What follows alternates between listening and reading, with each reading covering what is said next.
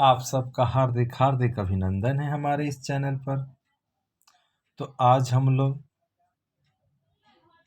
कक्षा 8 के अंतर्गत ये हिस्ट्री का फर्स्ट लेसन है जिसका नाम है इतिहास परिचय। और इस चैप्टर के अंतर्गत आज हम लोग कुछ महत्वपूर्ण प्रश्नों को देखने वाले हैं।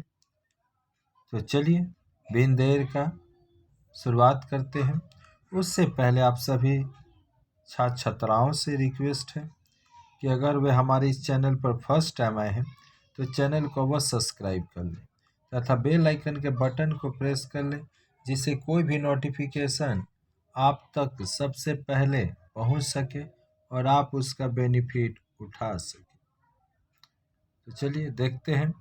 अति संक्षिप्त उत्तर 2 पूर्णांक 1 कह रहा है, पहला क्वेश्चन, क्या विज्ञान के इस युग में विद्यालयों में इतिहास पढ़ाने की आवश्यकता है? यानी जो आज का युग क्या है, विज्ञान का युग है, तो इस युग में विद्यालय में इतिहास पढ़ाने की आवश्यकता है या नहीं? तो हाँ है। पुराने समय में कब और किसने क्या किया का वर्णन हमें कैसे प्राप्त होता है? तो इतिहास पढ़ने से। राजा बलि पुस्तक के लेखक कौन थे? तो मृत्युंजय विद्यालंकार। जेम्स मिल द्वारा लिखित पुस्तक का नाम बताना है। तो जेम्स मिल द्वारा लिखित पुस्तक का नाम हिस्ट्री ऑफ ब्रिटिश इंडिया। मध्य युग के सभी शासकों को जेम्स मिल ने किस धर्म के साथ जोड़ा था? तो मुसलमान धर्म। आगे देखिएगा, तो जेम्स मिल ने संपूर्ण भारत के इतिहास को कितने भागों में विभक्त किया? तो हिंदू, मुस्लिम और ब्रिटिश। 7 नंबर, औरंगजेब की मृत्यु को भारत के किस युग के इतिहास में रखा गया है? तो औरंगजेब की मृत्यु को भारत के मध्य युग के इतिहास में रखा गया है। ठीक। प्लासी के युद्ध को भारत के किस युग के इतिहास में रखा गया? तो आधुनिक युग। और जेम्स मिल के अनुसार प्राचीन भारत के सभी शासक कौन थे? तो यानी जो जेम्स मिल है उनके अनुसार जो प्राचीन भारत के जितने भी शासक थे ना, वो सब हिंदू थे। सुल्तान इल्तुतमिश के पश्चात दिल्ली का शासक कौन बना? तो रजिया सुल्तान। चलिए देखते हैं 3 नंबर संक्षिप्त उत्तर वाले प्रश्न।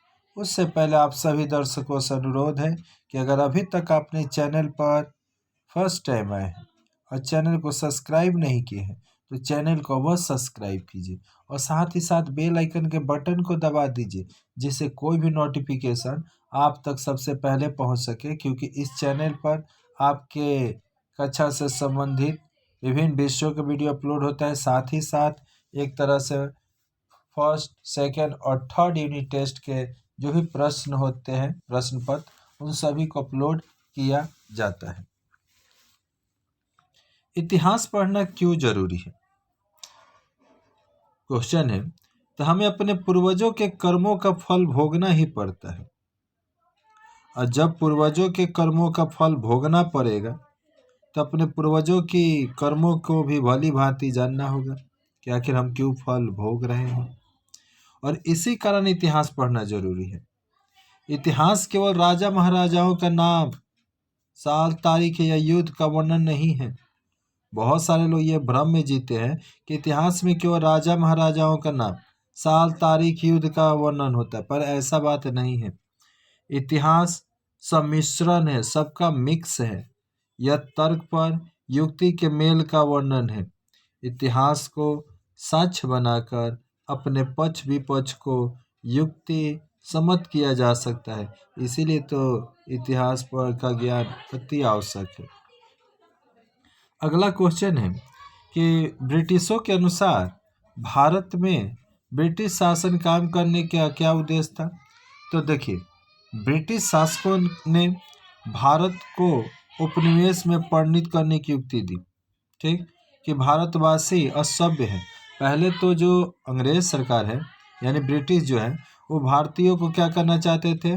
उपनिवेश में परिणित करने के लिए उन्होंने युक्ति दिया, तर्क दिया कि भारतवासी असभ्य है, यानी असभ्य है, यानी उनको क्या करना होगा, सभ्य बनाना होगा। और ये सभ्य कौन बना सकते हैं, जो सभ्य होंगे। कौन होंगे, यानी कि अंग्रेज, यानी ब्रिटिश। ठीक, तो यहाँ बताया गया है कि उनके देश में शिक्षा का अभाव है, विज्ञान का अभाव। ये अंग्रेजों का तर्क है कि भारत असभ्य, भारतवासी असभ्य है, इनके देश में ना तो मतलब इनके देश में शिक्षा का अभाव है, विज्ञान का भी अभाव है, और लेकिन ब्रिटिश तो सभ्य है। इसीलिए प्रत्येक ब्रिटिश का कर्तव्य है ना कि जो असभ्य, असभ्य मतलब भारतवासी, उनको क्या करना है, सभ्य बनाना है। और इसी कारण भारत में ब्रिटिश शासन कायम करना जरूरी है, और इन्हीं युक्तियों के आधार पर भारत में ब्रिटिश साम्राज्य की स्थापना किया गया। भारतीयों ने ब्रिटिशों की युक्ति पर क्या प्रतिक्रिया दिया, तो बताया गया है कि भारतीयों ने उनकी इस युक्ति को नहीं माना कि हाँ, भारतवासी क्या असभ्य हैं। उन्होंने उलट कर उत्तर दिया कि किसने कहा कि हम असभ्य हैं। फिर क्रम से सम्राट अशोक से लेकर सम्राट अकबर तक लगा होने चर्चा, आर्यभट्ट से लेकर चैतन्य की चर्चा होने लगा। अब परिणाम स्वरूप प्रमाणित यही किया गया कि भारत में भी सभ्यता थी, और वह सभ्यता ब्रिटिश सभ्यता से किसी भी क्षेत्र में कम नहीं थी। अतः भारत में ब्रिटिश साम्राज्य के विस्तार की कोई जरूरत है ही नहीं। अगला क्वेश्चन देखिएगा, एक ही घटना और उसके परिणाम को लेकर इतिहास में आखिर तर्क वितर्क क्यों होता है जी। एक ही घटना है और उसका परिणाम जो होता है, यानी जो फल, उसको लेकर आपस में तर्क वितर्क हो जाता है। तो बताया जाता है कि जो इतिहास लिखते हैं ना, वे जैसा जिस भाव से किसी घटना को देखते हैं और समझते हैं, उसी पर का इतिहास लिखते हैं। यानी कहने का मतलब है कि जो इतिहास लिखते इतिहासकार, वो जिस घटना को देखते हैं और जिस भाव से देखते हैं और जो समझते हैं, उसी प्रकार अपना इतिहास लिख देते हैं। ऐसा ना होने पर इतिहास केवल घटनाओं और उनके परिणामों का ब्यौरा मात्र बनकर रह जाता। ऐसा नहीं है, इसीलिए इतिहास आकर्षणीय है। अगर मानिए डायरेक्ट ऐसे लिख दिया जाता, मतलब सब एक जैसा सोचकर, तो सिर्फ बस घटना फटना का ही रह जाता। पर क्या है, इसीलिए थोड़ा सा अब इतिहास में आकर्षणीय होने का मेन कारण यही है कि हर इतिहासकार कुछ अलग अलग, मतलब कहा जाए तो घटनाओं, एक ही घटनाओं का अलग अलग तर्क देता है, अलग अलग उसके परिणाम देते हैं, जिसके चलते हमें हमारे अंदर में जिज्ञासा की भाव आती है कि आखिर इतिहास में हुआ तो हुआ क्या, कि चलो उसे हम और पता करते। भारतीय इतिहास के कितने युग हैं, तो भारतीय इतिहास के 3 युग मिला है जी। एक प्राचीन युग जो सबसे पुराना, मध्य युग जो बीच का, और आधुनिक युग जो चल रहा है। ठीक, और बताया जाता है कि राजा बलि पुस्तक क्यों लिखी गई थी, तो राजा की कहानी बताने के लिए राजा बलि पुस्तक लिखी गई। और इस पुस्तक में बतलाया गया कि राजा के कार्यों का संचालन करने वाली कोई अदृश्य शक्ति होती है, यानी राजा का जो कार्य होता है ना, उन कार्यों का संचालन करने के लिए, उसका निगरानी करने के लिए कोई अदृश्य शक्ति होती है। राजा तो केवल उसके कार्यों का फल भोगता है। अगला क्वेश्चन देखिएगा, साम्राज्यवाद से शब्द से क्या समझते हो। साम्राज्यवाद एक प्रक्रिया है, और इस प्रक्रिया में एक शक्तिशाली देश अर्थात राष्ट्र अपने से जितने कमजोर राष्ट्र को क्या करते हैं, अपने अधीन कर कर और उनकी सत्ता, अपनी सत्ता उनके ऊपर कायम कर लेता है। यानी एक शक्तिशाली देश या राष्ट्र जब एक कमजोर राष्ट्र को अपने अधीन कर लेता है और उस पर वहाँ पर अपनी सत्ता कायम कर देता है, तो अपने देश की और वहाँ की संपदा, जन गणतंत्र कायम कर, और अपने देश की संपदा, अपने देश की जो संपदा यानी है, या जनगण पर प्रभुत्व कायम कर, वह शक्तिशाली देश अपनी इच्छा अनुसार उस देश को चलाता है। यानी जो क्या करेगा, वहाँ सत्ता कायम करेगा, वह उनके देश की संपदा जनगण पर प्रभुत्व कायम करेगा। ठीक। और शक्तिशाली देश अपनी इच्छा अनुसार उस देश को चलाता है।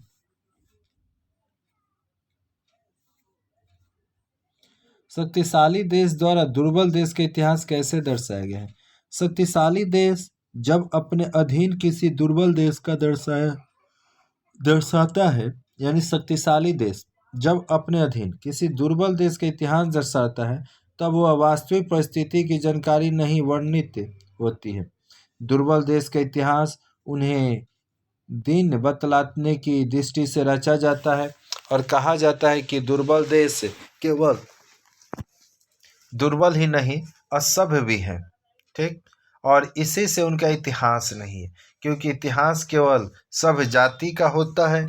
असभ्य कौन है? यानी इंग्लैंड वाले। और इसी कारण इतिहास विहीन असभ्य जाति को सभ्य बनाने के लिए उन्हें सभ्य साम्राज्य के तले रखना उचित है।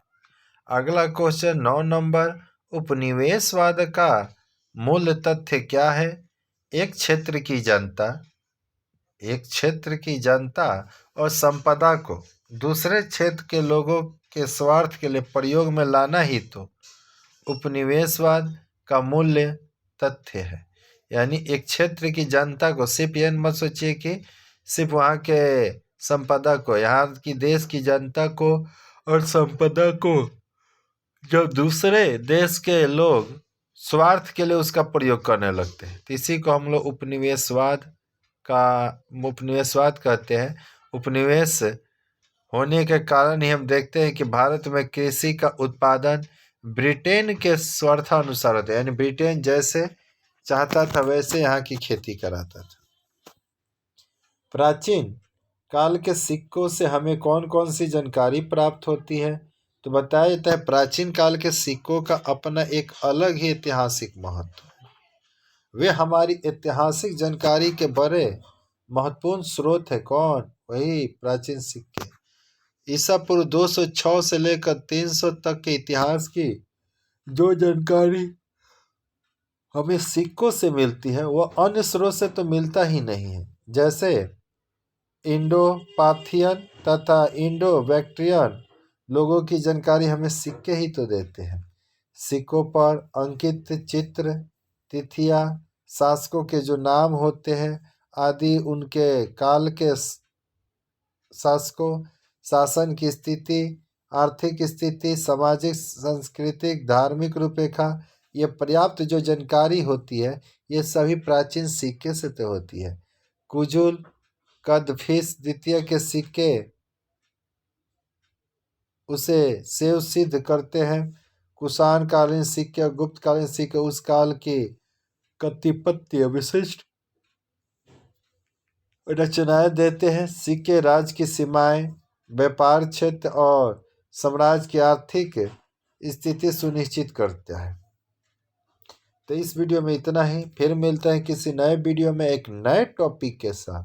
तो अगर ये वीडियो आपके लिए लाभकारी है तो वीडियो को लाइक कीजिए, साथ ही साथ अपने दोस्तों में, साथी में, बंधु में, जहाँ भी हो उसको इस वीडियो को शेयर कीजिए, जिससे कि वो भी इस वीडियो का लाभ उठा सके। और ये जो चैनल है वह हिंदी भाषा भाषी छात्रों के लिए ही समर्पित है। फिर मिलते हैं किसी नए वीडियो में एक नए टॉपिक के साथ। तब तक के लिए जय हिंद, जय भारत, वंदे मातरम।